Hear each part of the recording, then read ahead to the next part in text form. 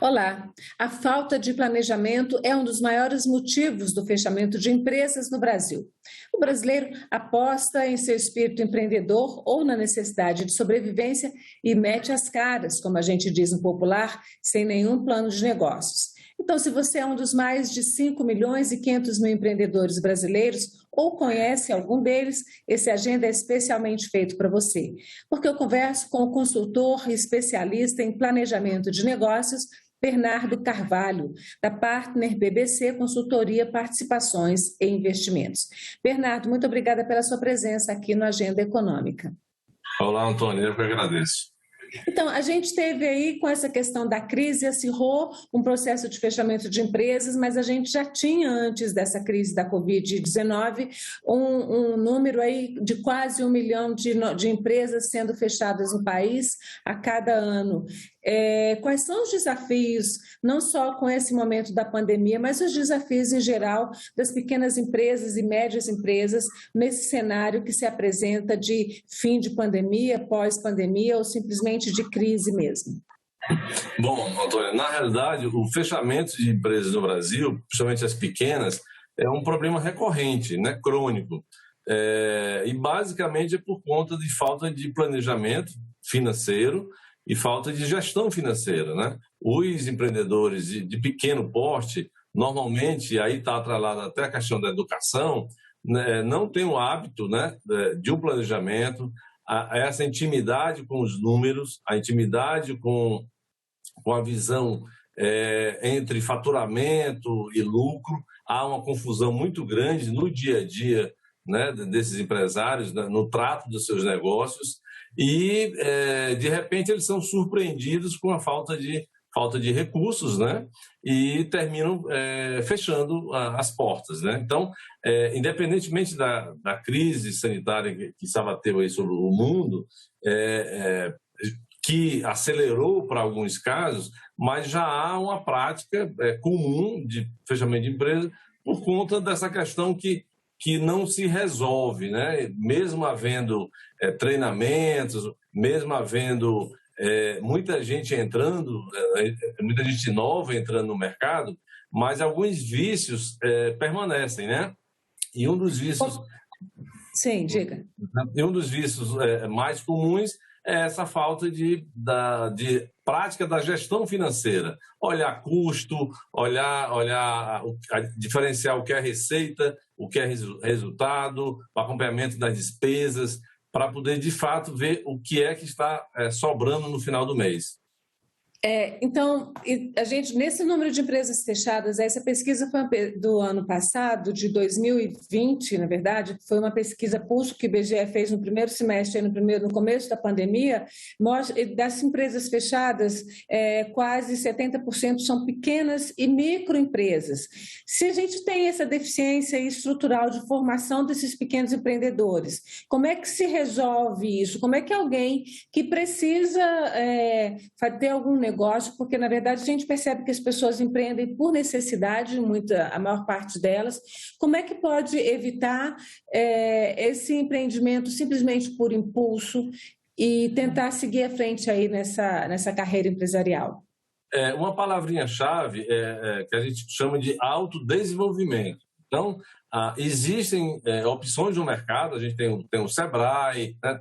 Tem várias opções para a pessoa se qualificar, obter treinamento, mas precisa haver uma tomada de consciência de que ela não tem todas as ferramentas necessárias para o jogo do mercado.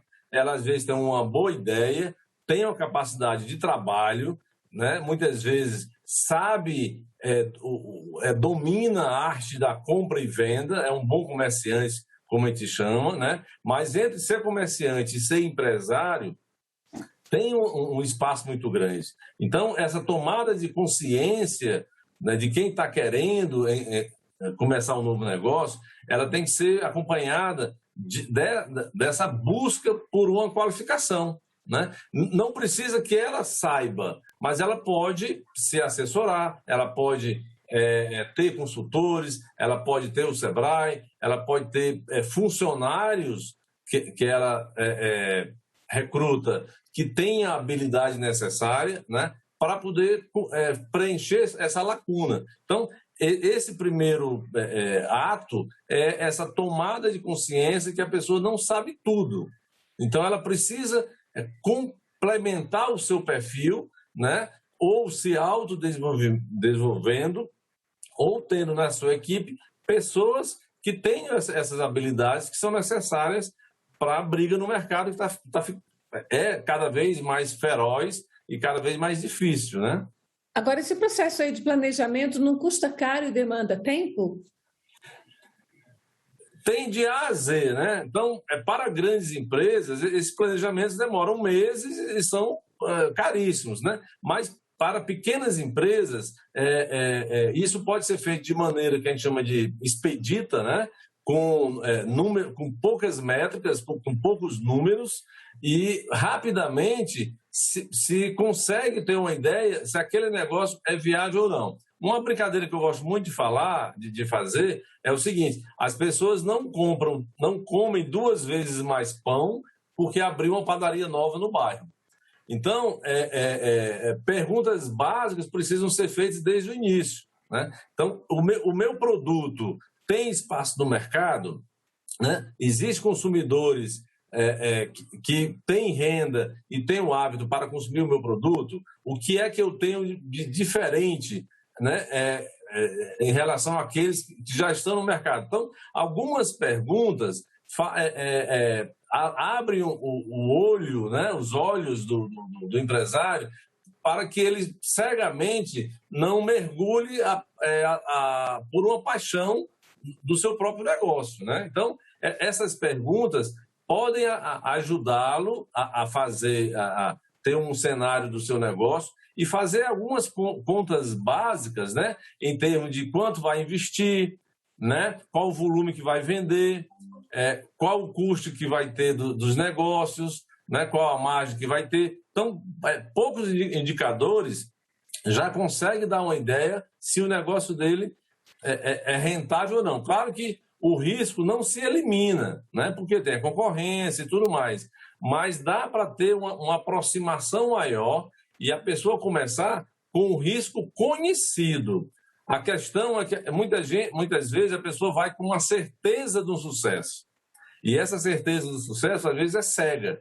Então, precisa ter um pouco essa visão realista, fazer cenários. Se eu vender pouco, se eu vender médio, se eu vender muito, né? Se os preços aumentarem, se os clientes não comprarem o meu produto. Então, se ele fizer esses cenários com contas simples, pelo menos ele se posiciona. Ele não vai completamente iludido achando que vai ficar rico no 3º mês, né? Vamos então falar para quem conseguiu sobreviver até aqui, que são ainda esses mais de 5 milhões de empresários e são principalmente pequenos e microempresários. Quais são os principais problemas enfrentados agora na pandemia, mas que são aí essa questão de menos compra e muito menos crédito, mas quais devem ser as ações importantes, fundamentais tomadas agora para continuar sobrevivendo e para superar esse momento de crise?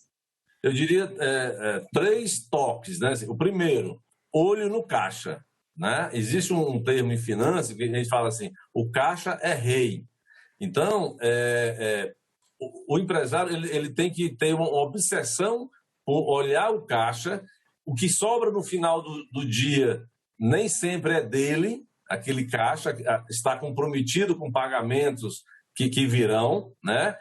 O que sobra de uma venda, nem tudo é lucro, né? Nem tudo é lucro, porque tem despesas que ainda virão. Então, o caixa é um mandamento número 1 de todos os negócios, né? Porque ele acompanhando o caixa e mantendo o caixa sadio, vai evitar que ele recorra a crédito caro. O crédito de curto prazo ele é escasso no Brasil e ele é caro, e muitas vezes o custo desse crédito come a margem que ele tem no negócio. Então, ele tem que acompanhar o caixa de maneira, de fato, obsessiva, simulando cenários de venda, cenários de despesas, para poder antecipar o que pode gerar de caixa no futuro. Segundo toque, olho no cliente. Então, olho no caixa, olho no cliente, conhecer bem o seu cliente, se perguntar todo dia, eu estou fazendo diferença para o meu cliente? Eu estou fazendo diferente em relação a outros concorrentes? O que é que eu tenho que os outros não têm? Né? E o terceiro toque é olho nos dados, que é uma junção dos dois anteriores. Então, ele acompanhar de forma também rotineira e cotidiana, se a visita ao negócio dele está aumentando, se dessas visitas, o quanto de conversão, né? As pessoas que vão e compram e as pessoas que vão e não compram. Então, as pessoas que vão e compram é a conversão. Então, eu estou conseguindo levar mais clientes, dos clientes que eu estou conseguindo levar, eu estou conseguindo que mais pessoas comprem, né? E aí o terceiro ponto é o ticket médio de venda. As pessoas que estão indo, estão comprando mais, estão comprando menos. Então, se ele acompanhar os dados, né, do seu negócio, ele pode antecipar problemas. Se ele olhar durante o mês que passou, ou os últimos 3 meses, os últimos 6 meses, e verificar que a visita ao negócio dele está caindo, que o volume médio de compra está caindo, que os custos em relação às vendas está aumentando, o seu custo fixo, né? Aluguel, custo de energia, né?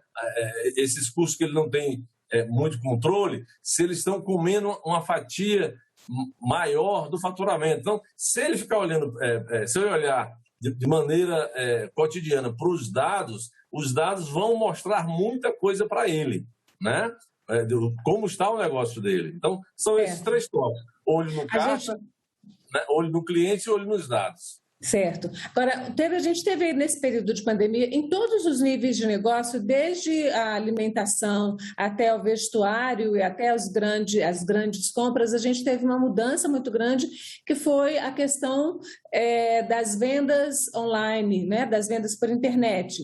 Como é que fica? Que tipo como esses novos hábitos dos consumidores impactam? O que os médios e pequenos empresários, negociantes, principalmente quem está na área de comércio direto mesmo, precisa fazer para se adequar a esse novo momento? Porque você pode ser a lojinha de roupas do bairro, a loja de roupas do bairro, que podia ser bem frequentada e tudo, mas ela agora concorre com um grande magazine que vende na internet, né? Isso, exatamente. Esse é um grande desafio. Ninguém sabe a resposta ainda definitiva, né? Até os grandes varejistas estão tentando modelos. Por quê? Porque antes a concorrência estava na rua seguinte, estava na esquina seguinte. E hoje a concorrência é mundial. Então, como a pessoa ser vista? Esse é o primeiro desafio. Como o negócio ser conhecido? Porque antes a pessoa, passando na rua, no bairro, ou através de uma mídia de outdoor, ou de rádio local, de panfleto, o consumidor sabia da existência daquele negócio. Só que hoje em dia, esse mesmo consumidor sabe da existência de lojas no Brasil e no mundo inteiro. Às vezes ela é bombardeada através de redes sociais, por promoções, né, de preço, por campanhas, e aquela decisão de compra que seria na loja do bairro termina sendo deslocada para uma loja no exterior ou em algum lugar do país. Então, o pequeno empresário ele tem que começar a usar as mesmas armas. Quer dizer, existe um orçamento para todos os tamanhos, então o uso da venda por WhatsApp, a venda por todas as redes sociais, Instagram, Facebook, existem formas de compra de espaço nessas mídias para que a marca, né, do empresário passe a ser mais conhecida, né? Ele tem que começar a pensar em como ele criar uma proximidade maior com o cliente, com conteúdo dinâmico, né? Todo dia ele tendo coisas diferentes no seu perfil da rede social, para não ficar um perfil estático, né? Igual uma vitrine. Eu falo muito que o lojista que tem uma vitrine, ele tem que mudar essa vitrine quase todo dia. Porque o consumidor, ao passar em frente à vitrine, se ele vê a vitrine que ele viu ontem, ele não tem interesse em entrar na loja. Então, se ele vê um perfil estático, que não muda, ele não vai ter interesse em navegar naquele site, naquela página, naquele perfil. Então, o lojista tem que, hoje de maneira simples, porque existe equipamento bem mais em conta, né? Não precisa uma grande produtora de vídeo, né? Muitas vezes tem lojista que faz na internet brincadeiras com seus próprios funcionários, os próprios funcionários são os garotos propaganda, né? Ou então o próprio lojista não precisa contratar uma atriz de televisão, uma pessoa famosa. Então, o próprio lojista e os seus próprios funcionários podem fazer postagem, né? Mostrando o produto, falando do produto, todo dia um conteúdo diferente, de forma que o cliente veja a mudança, né, da vitrine, a vitrine virtual aí no caso, e se interesse por interagir, né? Ao par disso, só para complementar, ao par disso, o conhecimento contínuo do que as pessoas querem, né? Ou seja, eu tenho que oferecer um produto que as pessoas estão querendo, eu tenho que oferecer um produto que as pessoas também podem comprar. Então, essa adequação de o produto necessário, no preço necessário, a forma de vender, às vezes com parcelamento, com cartão e tudo mais, tudo isso é um composto que facilita a pessoa vender. Agora, isso aí é um uso de tempo a mais para o lojista, que antes não usava esse tempo para isso, ele usava para outras coisas, mas tem também uma questão de custo, né? Pode até ser um custo pequeno, mas tem um custo aí. No momento em que talvez ele precise reduzir custos, como é que você sugere, o que pode ser reduzido de custos nesse momento de crise? Ele tem que trocar custos, né? Tem que trocar. Então, por exemplo, hoje o custo que está sendo mais afetado, que os lojistas estão mais cortando, é o custo do aluguel, né? que representa quem não tem um imóvel próprio, né? E usa imóvel de terceiro, ele está fechando a sua loja e trabalhando só digitalmente, vendendo só pela internet. Ele está reduzindo o espaço, ele tinha uma loja de 100 metros quadrados, ele reduz para 50, tinha de 50, reduz para 20. Ele tinha às vezes ele tinha 3 lojas, reduz para uma, né? Concentrando numa só, né? Essa experiência com o cliente e toda a atividade sendo de forma digital. Então, esse é um custo que está sendo cortado muito.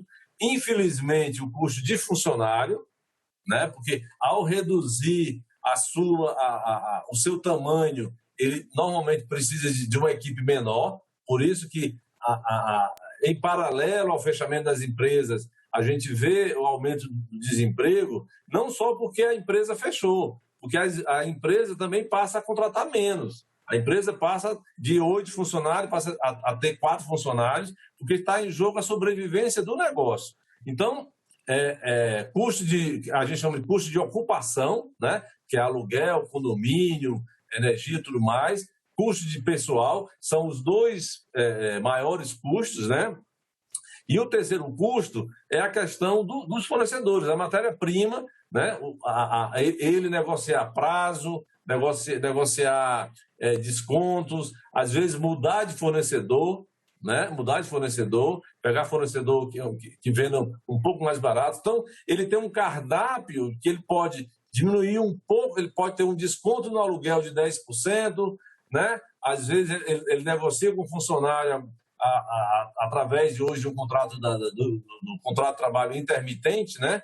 Ele faz um banco de horas, o funcionário trabalha menos e ele também gasta menos, e também uma negociação com fornecedores. Então, ele tem que sair coletando pequenas economias em diversos pontos, né? Para poder, ao final do dia, ele ter um custo menor do seu negócio, né? Dos seus produtos e dos seus serviços.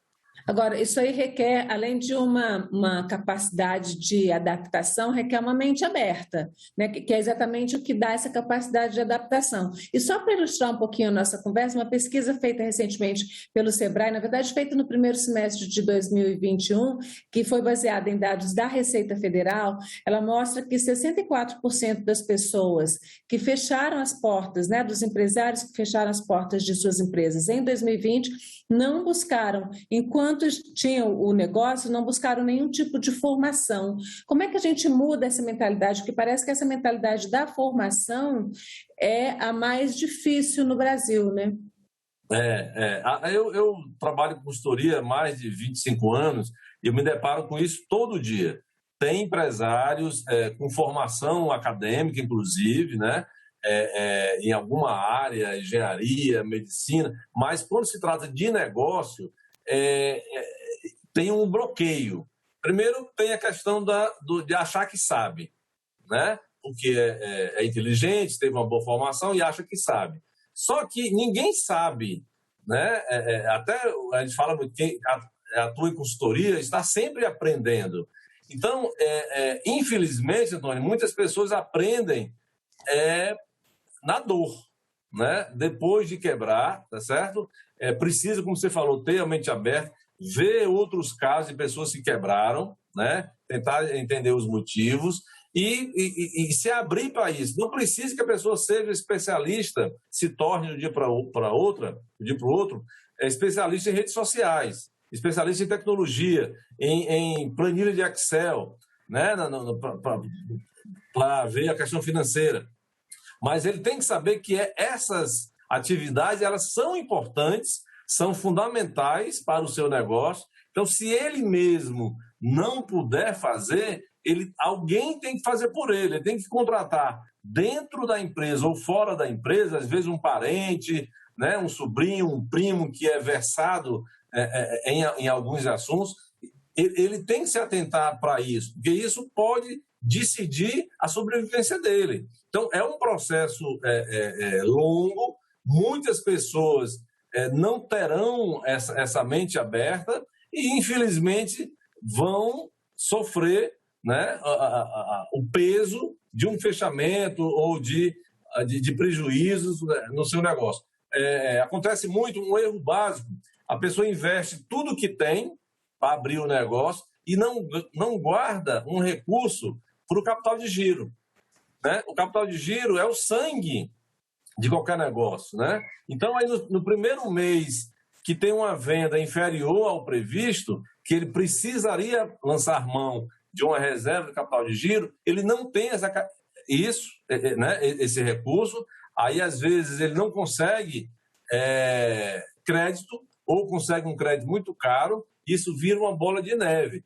Então, é uma coisinha básica, né? Que as pessoas esquecem, né? E muitas vezes não poderiam errar, eles poderiam, com leitura, hoje existem cursos gratuitos na internet, né? Tutoriais. Então, a pessoa tem que ter essa disciplina de parar e olhar o que é que eu preciso fazer para eu não errar.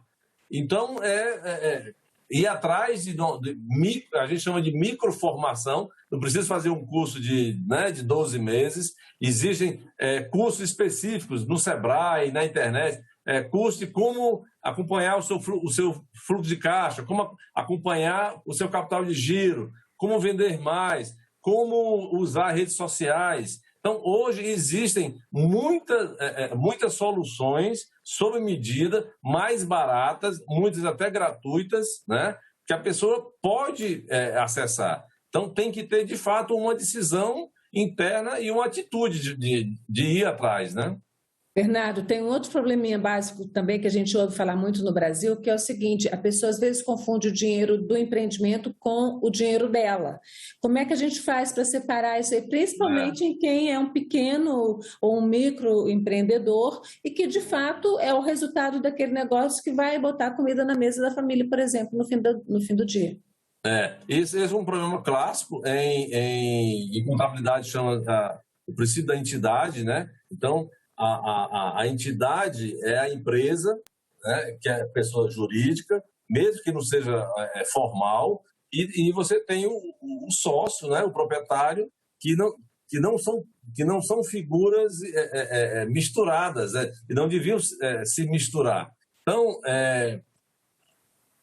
o primeiro olhar que se deve ter é que o empresário ele deveria olhar a empresa como se não fosse dele, né? Não fosse dele. Então, aquele recurso que está entrando é da empresa, não é dele. Então, ele só tem duas formas de obter dinheiro da empresa.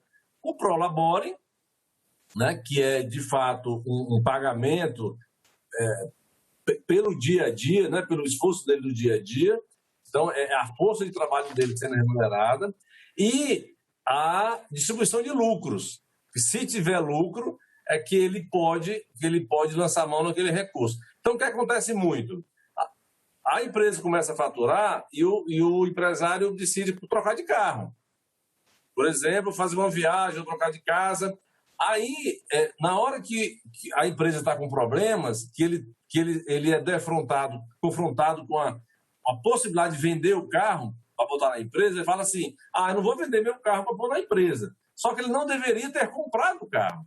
Né? Ele comprou com o dinheiro da empresa. Comprou com o dinheiro da empresa. Então, esse é um problema também clássico e crônico, que muitas vezes a pessoa aprende depois de muitos anos a não misturar. Existem muitos empresários com volume de faturamento altíssimo, por exemplo, no setor agropecuário, que ele resolve tudo isso no CPF dele. Então, as fazendas, as cabeças de gado, 5.000 cabeças de gado, tudo isso é um CPF. Então, ele mistura, né? E parece um problema sem fim. Mas precisa eles se alertar para que ele resolva isso, né? É um problema, de fato, grave. Bernardo, a gente estourou o tempo, eu quero agradecer muito a sua participação aqui, eu tenho certeza que esses seus conselhos, sugestões vão ser bastante úteis para os pequenos e médios empresários brasileiros. Muito obrigada. Obrigado, sempre às ordens, Antônia. Um abraço. Um abraço. E agradeço também a você que nos acompanhou até aqui. Esse programa já está no canal da TV Senado no YouTube, youtube.com/TV Senado, no site da TV Senado, que é senado.leg.br/TV. E se você quiser falar com a gente, mande o seu e-mail para agendaeconômica@senado.leg.br e continue com a nossa programação e se inscreva no canal da TV Senado no YouTube. Até o próximo Agenda.